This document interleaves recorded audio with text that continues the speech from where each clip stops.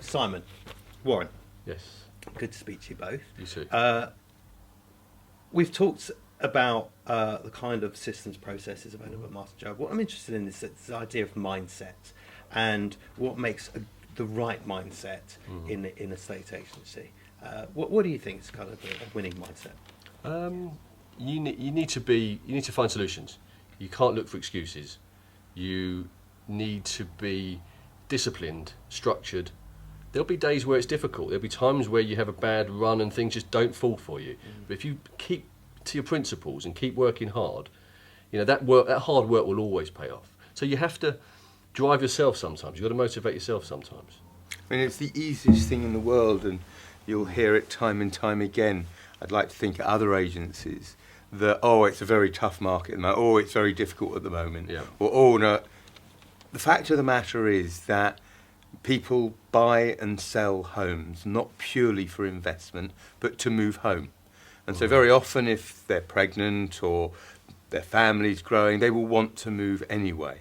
And it's very much a case that if you're speaking to an agent who's very not disinterested because the market's not really doing anything, it becomes a self-fulfilling prophecy.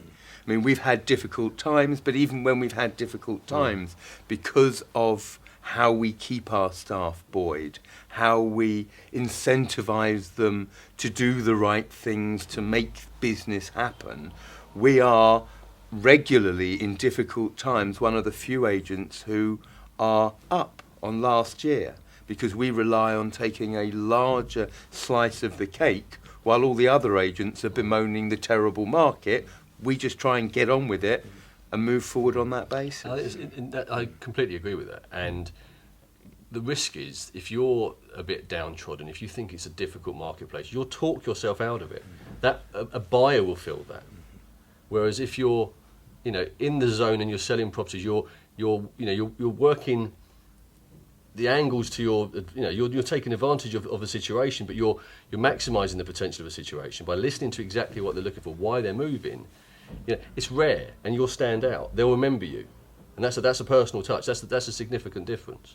So that's quite interesting in terms of there's obviously good times and what could be termed as tougher times. Yes. But it sounds like success is more dependent on the mindset you bring to that market than the market itself. Yeah, it's also very much to do with the mindset from the top, because one thing that I do as the managing director, I know Warren does in charge of sales and Greg as well, is if we're in a tough time, the one thing about property is it goes in cycles.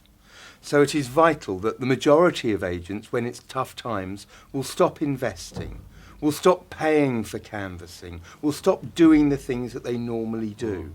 The one thing we've learnt over the 55 years we've been in business is the fact that when things are tough, you have to prepare for success. Because the next thing that will happen is the market will turn and it will get good. And as long as you've invested and you've prepared so that you've continued to gain the stock, when the market changes, the people you have working for you are in the best place to take advantage of it, to tie up the most deals because the stock is there, and to make the most commission. Yeah. That's really interesting, isn't it? That's so true. And they're honing their skills and perfecting their skills. If they can cut their teeth in a tough market, they're refining that skill set. They are ready for when the market changes.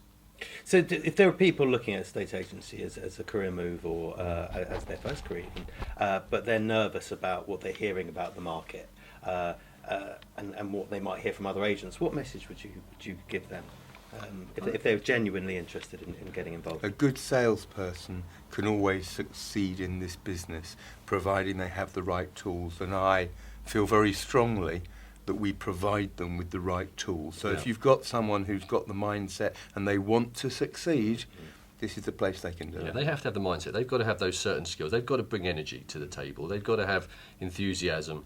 They've got to be able to retain information and be a good communicator, listener. But we'll provide them with those tools to make that, just to piece that jigsaw together, to make that easier.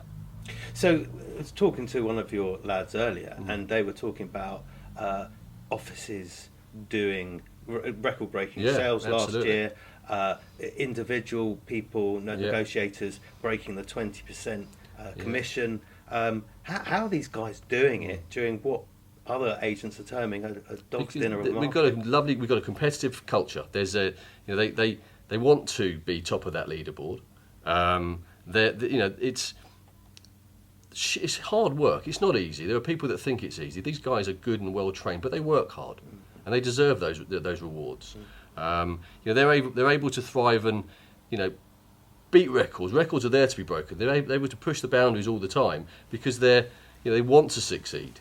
The other thing that's very important is that we don't only measure the staff on billing, because billing is the outcome. What we try and do is to incentivise the staff on the different procedures that get you to that point. So providing they are doing all they can and booking the most viewings, they'll get points for that within the league. So they will be recompensed in some way, either if they get more than 100 viewings in a month, they might get a day at the villa that the company owns and allows staff to use, for example. But we measure a lot of things, so it's not purely about the commission that they're earning, although to them it is to a degree.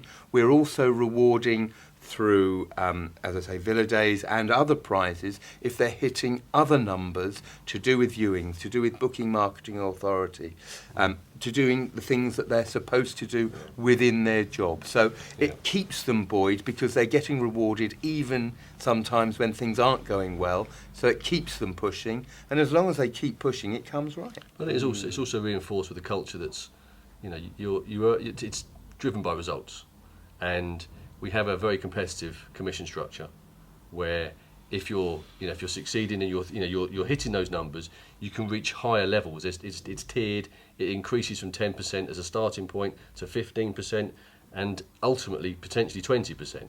Now, on an average fee in the North London, North West London market, that's a sizable amount of money. Well, our average fee is between £8,000 and £10,000. Yeah. So it's good. The maths are quite easy, but it's and that's people want to be. We publish results, we publish scores, we publish league tables. There are awards at the end of the year to go on a trip for those top performers. But it drives it because that's a sales culture. So, I mean, during a good market or a challenging market, there's always going to be people wanting to buy homes. Definitely. Always going to want people to sell homes. So the difference is between the agent and the person within the agent who's ready to go and get that business, and those that may not be blame the obvious, market. from the initial phone call, or particularly from an internet registration. You've got to talk to people. You have a real strong conversation to expand upon that, to understand what their priorities are, why they're moving, what their requirements exactly are, and it sounds obvious and it sounds so basic, but it's not happening in the wider world. Most agents rely on incoming. They're not looking, to actually expand and we offer this cross-selling option, but they don't seek out the exact requirements of the buyer. So that's interesting. They almost let the market own them, rather than it sounds like you guys actually go out there to own the market. Very much. We have to, definitely.